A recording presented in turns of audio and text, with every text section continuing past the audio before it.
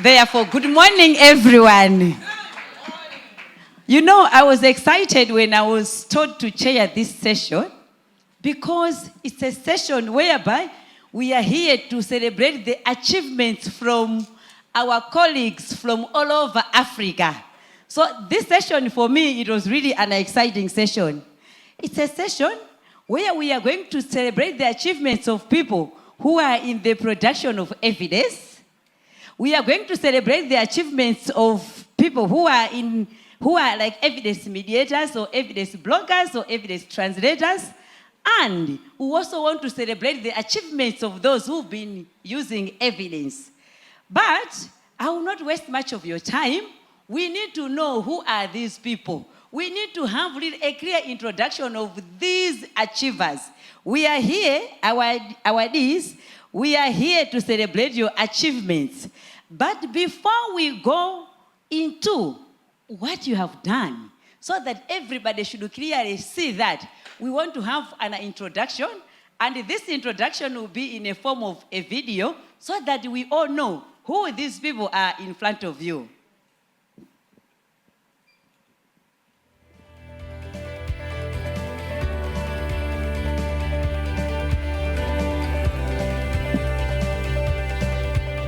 My name is Deogracias Kundolo. I'm a Benin national.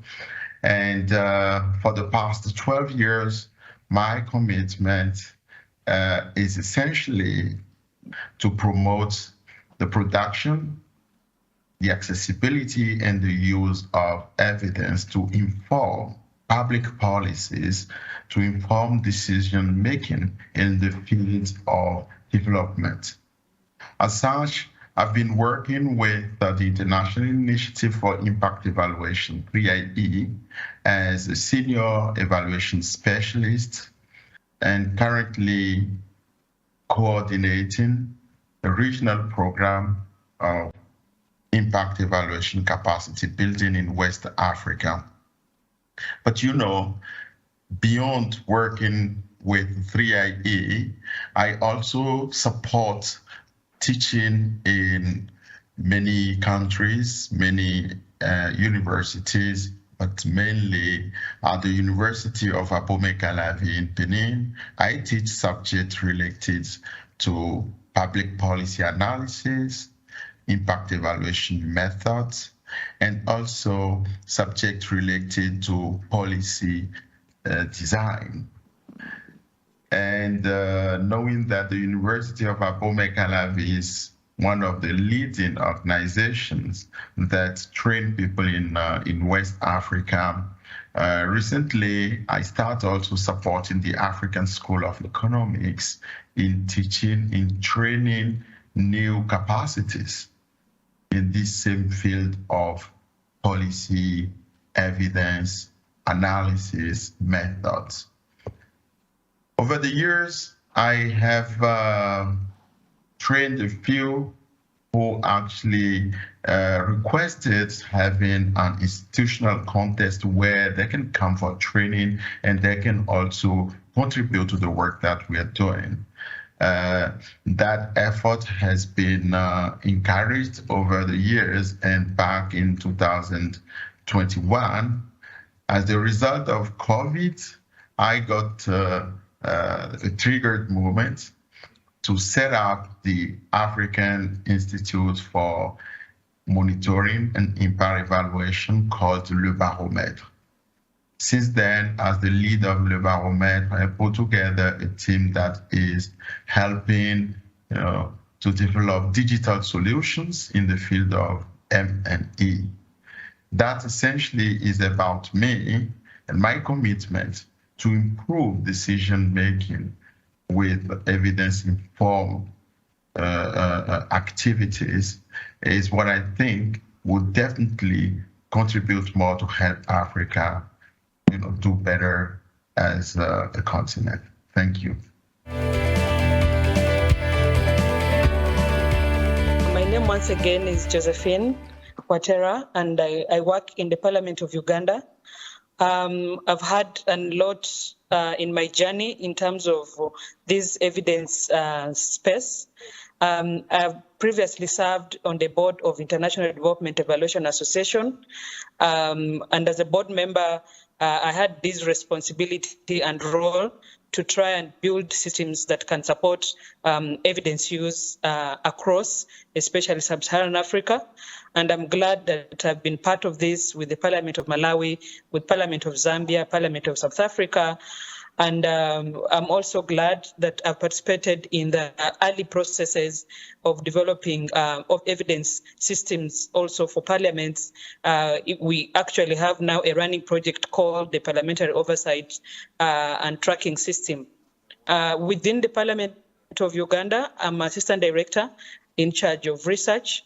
And my work is basically to make my MPs very well confident and informed about the decisions that they need to take in the aspects of budgeting, in the aspects of legislation, in representing the views of their constituencies, and also reaching out in terms of advocacy on things that need to be different in our nation. So I play a role of a knowledge broker, but I also facilitate the process of seeing that the evidence that is available is actually being used. So in other spaces, I've previously supported the World Bank to develop what we call responsible evaluation guidance or guidelines. And then currently I'm supporting the Global Fund. I'm a member of the Independent Evaluation Panel of the Global Fund, and we are also working through setting up strong M&D systems. And in one of these is the aspect of evidence dissemination and facilitating decision-making at all levels, from the global level of the Global Fund to country level, so that we can reduce the disease burden of HIV, TB, and malaria. So I'm so excited that I'm part of this recognition that the Globe has given me through the AEN, and I look forward to engage further and make my contribution even better in the continent. Thank you so much.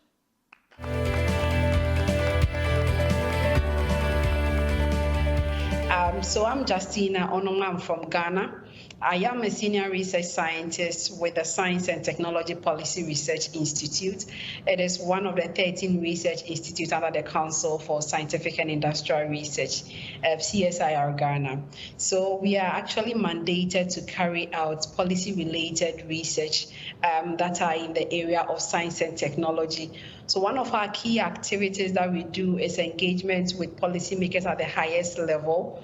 We also contribute to the Science, Technology, and Innovation Policy of Ghana, which is currently under review, which we are also contributors of. And mainly in our work, we create forums for engagement. So in the sense that we organize policy symposiums, we do policy dialogues, and also we do a number of policy briefings. So you realize that as we produce the evidence, we don't just put it as an evidence in a book. We try to synthesize it in policy briefings so that it becomes easily consumed by the evidence users, i.e. policymakers. So that is what we do here at the Science and Technology Policy Research Institute.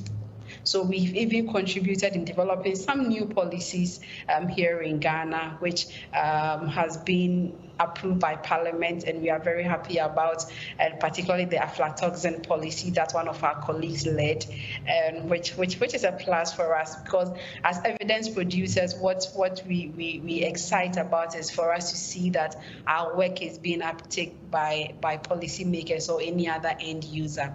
So aside the science policy space, I also have a background in agricultural economics and development studies. So in my research, I'm particularly interested in the economics of innovation and development. So I also do a number of impact assessment as well. And I also like enterprise development and agricultural and rural space. So basically research, that is what I usually focus on. So let's say aside research, I'm also very passionate about mentorship. So I do a lot of mentorship, especially for our younger generation as well.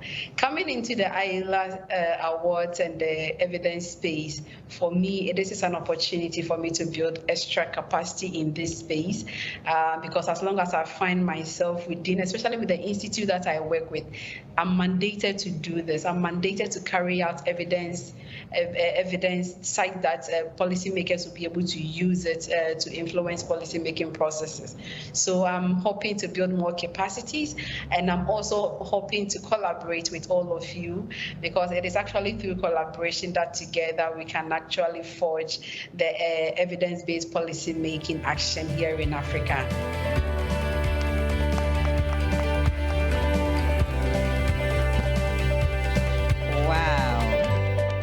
Wow, this was massive.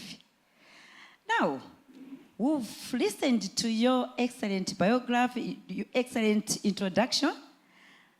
For now, we want to get more information about you, and I will start with you, Josephine. Share more about your work and how your work is contributing to the EIDM. Thank you so much, Chair and members, for joining us this morning.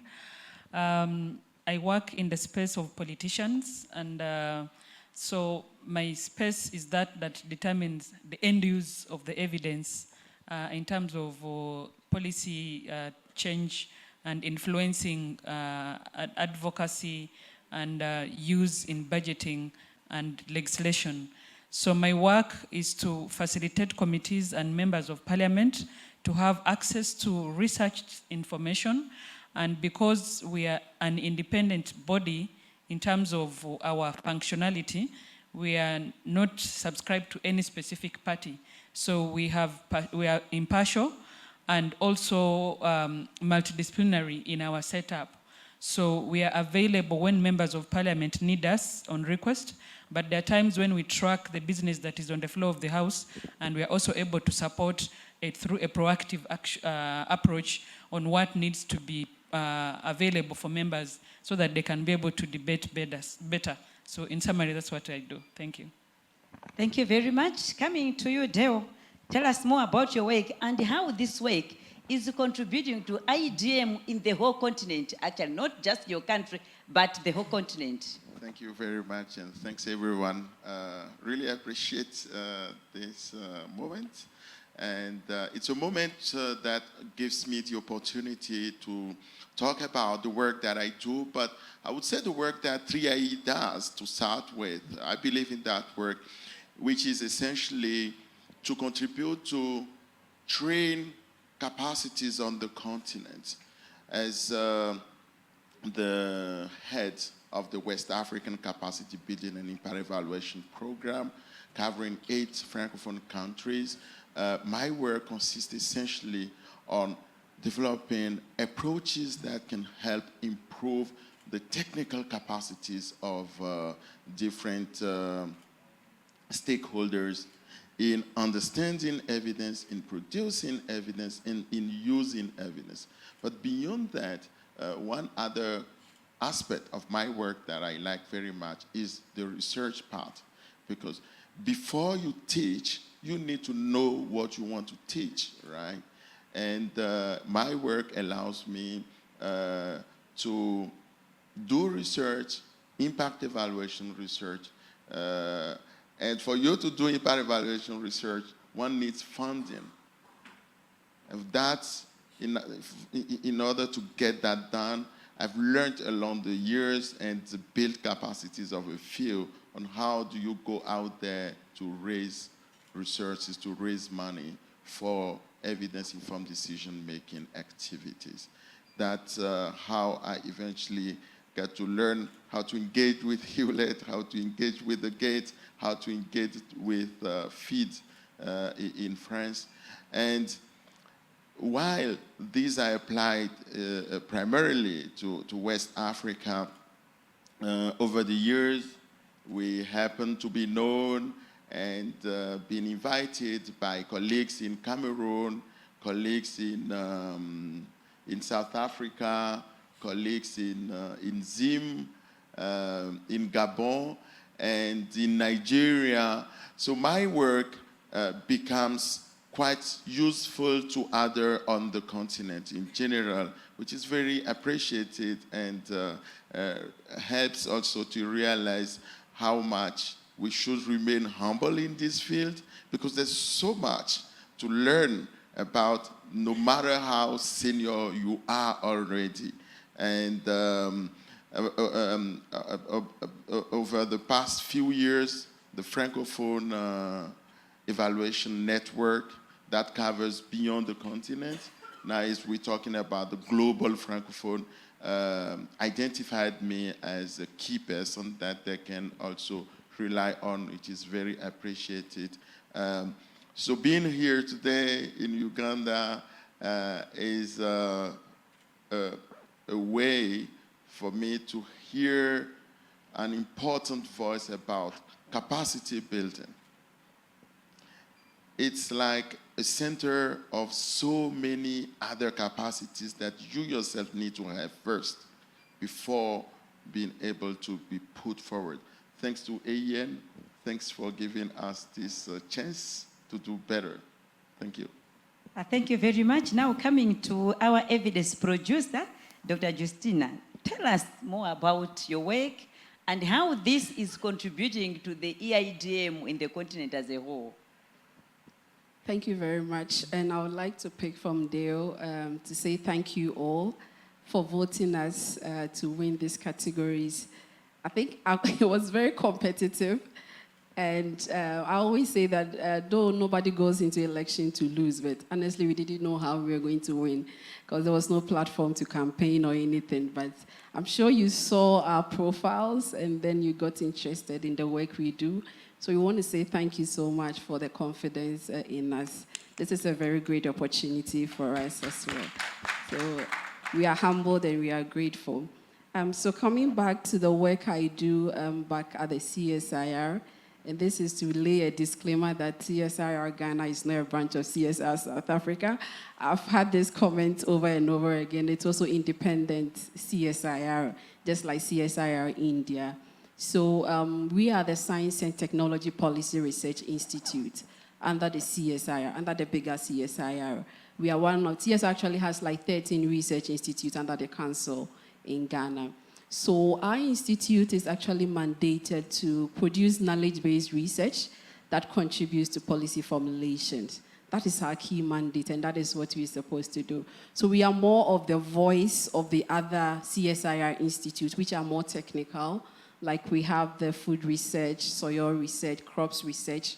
So whatever technology or whatever policy change that they want in any of the agendas, we kind of drive that agenda as well. So that's our main mandate. Our research areas are mainly in climate change, environment, solely sometimes a lot on agricultural sector, which is really my field of expertise. And then we also do some things on circular economy. So we have projects that is looking at waste to energy. We have projects that are trying to transform waste into like renewable energy sources. And then we also have projects on enterprise development. So currently we are actually evaluating one of government interventions for the micro, small, and medium enterprises in Ghana. So the government has invested some amount of money, like huge amount of money for enterprise development among the youth. It's called the National Entrepreneurship Innovation Program. They support SMEs with some form of capacity building and also some financial support. So what we are trying to do is to really ask government, are you putting your money right? To really advise them the component of these supports that you have for these SMEs, which of them is really relevant. So we are actually evaluating that study that is sponsored by IDRC. So in the end, what we want to do with this when we come up, okay, a preliminary interaction with these SMEs is really driving home the importance of capacity building. Looks like the financial support that they are receiving, it's not really what they expected. So I will not be surprised after this whole evaluation will come up to say that invest more in capacities instead of giving handouts, financial assistance to these SMEs to develop. So that's one project, the current project. And then for the EIDM space, actually, I've been with the council for 11 years now. Yes, it's that long. And from my experience, in 2014, 2016, thereabouts, there was this African-wide project that was sponsored by the UK Department for International Development. That was the DRASA project. I know Uganda was part. I know South Africa was part, and Ghana was part. And for me, that was the birth of my interest in EIDM. This project was actually looking at trying to bridge the gap between policy and research. And the most interesting part of the whole thing was we were doing more of a demand-driven activity. So most of the time, what we engage like 3 different ministries, and these ministries will give us like a topical issue, current topical issue that they wanted research evidence on. So we do like, that was why yesterday I asked how rapid is your rapid assessment for ACAS. So once they give us that topical issue, we kind of do a rapid scope. Who amongst the research community has the capacity to provide that evidence? So once we identify, whether from the university or from the research institution where I am, then we organize this policy symposium for this evidence to be presented to the policymakers, finish off, and then we draft these policy briefs, and then in the end, it gets into the policy-making processes. One key highlight that this project actually brought to us was, I remember there is still the fertilizer policy, but around the time there was this huge argument about should we continue with the policy, should we not? So one of the Ministry of Food and Agriculture Policy Symposium was actually for us to present this evidence for them to see whether they should continue on or not. And thankfully, once we did that, produced the evidence that it was actually impactful. It was a gain rather than a loss to the government pocket to be able to invest in. So the following year, we saw the return of the policy, which had halted over the years. So that project actually more or less brought us closer to the policy-making processes. Now we could now go straight into the ministries, engage them, have high-level ministry engagement. We were engaging the minister themselves, not just their staff. So it was quite an eye-opening for us. And for that EIDM space, after a while, you realize that the relationship between our research institute and the ministries had strengthened. So currently, we are reviewing the science, technology, and innovation policy. The first draft was actually our contribution. The second draft is also being reviewed, which is also more or less like our mandate for us to do. And aside that, we've also contributed to some policy guidelines of various topical issues, whether in the agricultural sector, whether in the environment. So in a nutshell, that is what our institute is really known for. And personally, my research interests, as the introduction suggested, just in the broad area of economics of innovation and development, in the agricultural sector, enterprise development, but I'm also passionate about girls in STEM. So I also do a lot of mentorship for girls in STEM as well. So yeah, that is basically what we do at the Institute. Thank you. Thank you very much, Justina. Now, you are all champions. Actually, you are continuing being champions of evidence use. As an evidence user, what does the future look like? You can share us with the one practical example you may have. I will start with you, Deo. Thank you very much. The future looks brilliant, but full of challenges. ChatGPT is number one. Yeah, I think the future looks interesting for those of us who will very quickly update themselves and adjust to the new technologies. You know, the help desk approach when policymakers come to us and want to find answers to certain questions. In about 5-10 years, they would first go to ChatGPT and then come to us eventually. And we need to be ready for that and make sure that ChatGPT is trained with our language. And that's where there's a huge opportunity for us to become tech-trained, evidence-informed decision-making stakeholders. It's a huge field. It's nothing, it won't be easy, but it's exciting. The other thing I think is interesting about the future is the use of satellite images in our work. It's underused because most of us are not trained as geographers. We are not expert in working with maps. But I think there is another mine of knowledge, excitement, new things that the Youth League in evaluation may want to take a look at, but we would also be around to explore that world of satellite images in evidence-informed decision-making processes. Finally, personally, I see the future as very exciting, and I hope I will have enough years, to contribute to capacity building on the continent. As someone who is 40 plus now, sometimes we wonder if you will have enough time, because, in Africa, we have our youth is now more and more excited. They have their turn. Education is improving. And for those who are passionate about institutional capacity building and individual capacity building, it's like we will have so much work that it won't be correct at any point to think that we are jobless. So isn't that a good reason to be excited about the future? Thank you very much. Thank you very much. Coming to you, Josephine, what does the future look like? Yes, thank you so much. When I look at the EIDM space, the future is young.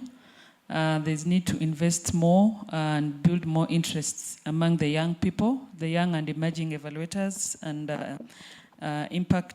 evidence use impact associates.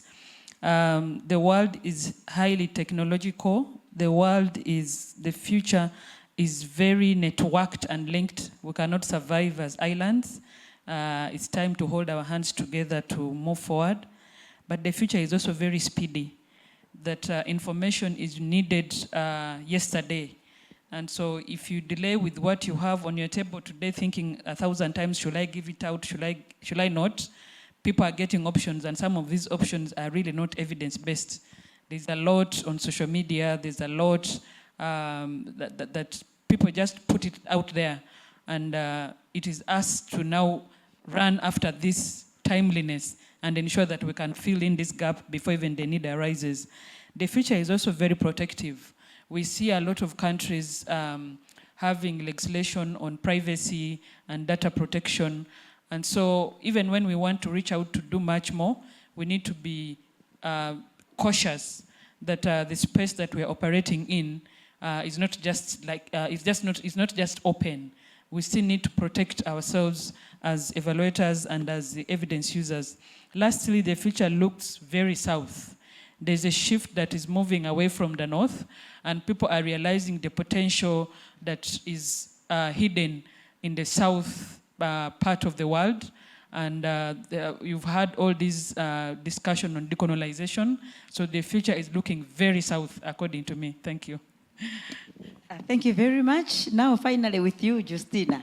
How does the future look like? I think I want to be a bit more positive. And coming into this conference, I realized that the future is bright for EIDM, in the sense that, look, we are raising this generation of youth-led EIDM ambassadors and pushers.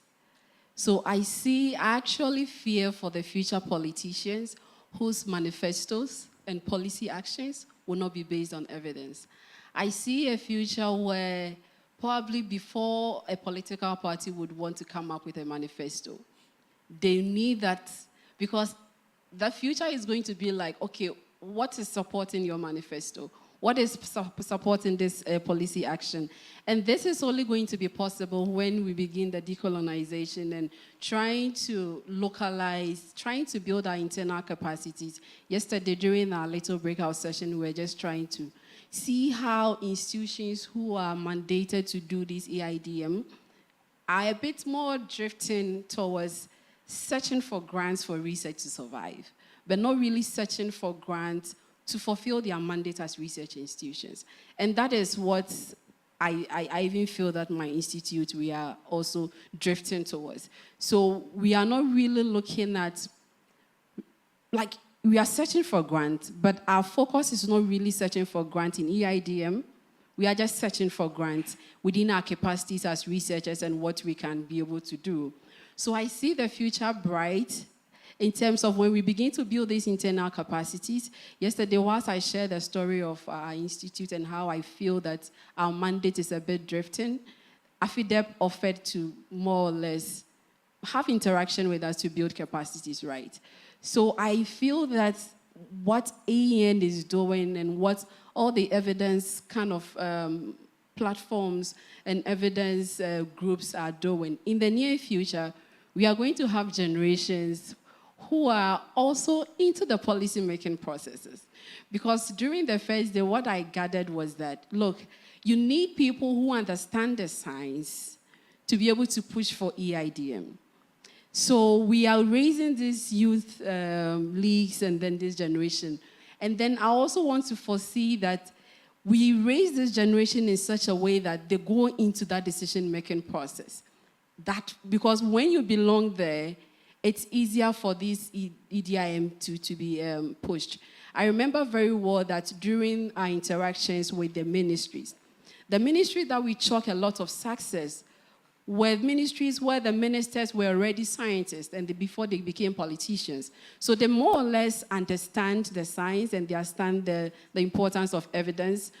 So I'm seeing a future where we have more youth driving this and more capacities being built among the South, as Josephine said, and then we will actually drive EIDM in Africa.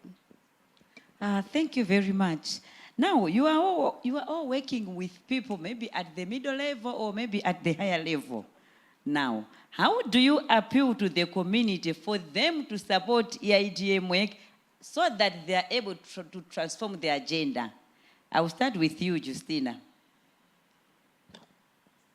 I think I touched base on some of these things earlier on. But what I really would like for this community, and especially for AEN and all the platform that AEN has provided for us, is to, yesterday, again in the session, it was like, we are not competing, right? As institutions who are pursuing EIDM, it's not more of a competition. We should see our activities as more of complementary. It's like that when you see that probably one institution is not there in terms of capacities to influence policy, you more or less bridge that gap and then build capacities. So what I'm advocating for, or more or less for this AEN conference and then any other platform, it's for us to build internal capacities. And if there is an institution, especially for my institution, coming here, I've realized that there is so much that we have to do. Because I see that our mandate, it is our mandate, but we are not really pushing as hard as we are. If I listen to ACAS, I listen to AFIDEP, like I listen to those in that space, I realize that no, I think we need to come back to the drawing table. So I'm appealing to AFIDEP, AEN, 3IE, Hewlett, MasterCard, however, and then whoever is here, to be able to support some of our institutions like mine, for us to be able to really, really push the agenda of EIDM in our various countries to build internal capacities. Because as the earlier session, one of them said, having passion is not enough, right? So you can have all the passion, you can have all the inspiration. There is something more to what you need to add to your passion for it to become like a reality and become more impactful. So we need to build our capacities. I have the passion, yes, but I think I need a lot more capacity to be able to do this and do it well. Thank you very much. Thank you very much, Deo. Thank you. Well, if I understand your question correctly, is how can we work better to improve this EIDM, right? For me, I will actually learn from 3IE's experience. You know, 3IE initially, when we were set up, we were identified as impact evaluation geeks, right? But along the years, there's a dynamic that 3IE has adapted to, which is going beyond impact evaluation, taking into, like, setting up process evaluations, working on rapid evidence synthesis. That adaptation is much needed at individual level, here in this room and beyond, for us to be able to respond to the needs of decision makers, to the need of our population. But if adaptation is key, it's important to also realize that we can't do this alone. We need to partner. We need to have networks and to be active in our networks. So partnership is essential. And there again, I see 3IE over the years working more with organizations that are grounded. And your comment or request, let's get more support in terms of capacity building, but in terms also of research. South-South research, South-North research are much needed in the future so that we can advance the overall objective, which is, well, evidence-informed decision-making to improve the lives of our people, and not evidence-informed decision-making for any other goal. Is to improve the lives of our people. Partnership, adaptation would be essential. Thank you. Thank you. I'm coming to you, Josephine, but then I will just give you 30 seconds to tell us about how we can appeal to the community. Thank you. I will just appeal for more action than talk. There are a lot of things that we've already done at continent level. Systems and processes that AEN, for example, has put in place, the labs, the maps, and the frameworks. It is time for us to get them going. And another important one is the Africa Evaluation Principles. I don't know how many of us have access to this. Get to know what is there and how to apply this to your context. And we also have the Val Indigenous Protocol. Get to know how to use and engage as an indigenous evaluator in the community that you are operating in. Thank you. Thank you very much. In a summary, I want you to summarize this. We've heard the excellent work you're doing at country level, at national level, and at regional level. In a summary, what is the state of EIDM at your country level? 30 seconds. Justine, I'll start with you, Justine, and it's strictly 30 seconds. Thank you very much. So state of EIDM in Ghana, I will say that we've come a long way. The Parliament Research Department is actually doing a lot. But the question is, do they really listen to even the research evidence that is coming from the research department in Parliament? I just chanced on a policy brief, just briefly, like 20 seconds. I just chanced on a policy brief in the research department that was advocating for a 0.5% tax on e-levy. Meanwhile, the government has already, like initially had a 1.75%, and then now they've reduced to 1.5%. So the evidence is telling the government that when the levy is 0.5%, it's enough to generate revenue. Yet government is sticking to 1.5%. So the question is, yes, we produce the evidence, even within the research department, but the politics and policy process is still a challenge. So it's something that we all need to contribute to more or less advocate more for the evidence to be taken up. But we've come a long way as a country. Thank you. Deo. Well, thank you very much. In Benin and in West African region, what I see is that we have champions of evidence-informed decision-making. In the government of Benin, we have quite a number of senior officials who support evidence-informed decision-making. But there's still a long way to come to the culture of evidence-informed decision-making. That's internal transformation is what we need to work on in order to move from individuals' behavior to support to the whole system supporting evidence-informed decision-making. That's where the culture transformation is, I think. Thank you. And finally, Josephine. Yeah, thank you so much. Uganda has also come a long way for many years.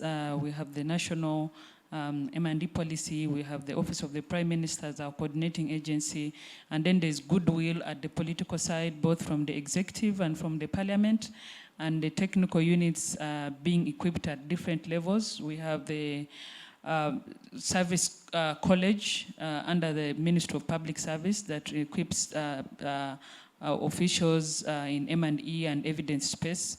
And also we have a good, strong civil society space that is doing what they can. We all, of course, aspire for the better, that what is being processed can actually be put to use so that we have a better world. Thank you. Thank you very much, our award winners, our champions. At this time, I'm sure we've all seen that it's not just a matter of celebrating with them, but also giving due regard to our values in championing evidence use at all levels. At this time, I want to ask you to give us a clap of hands offering to our champions.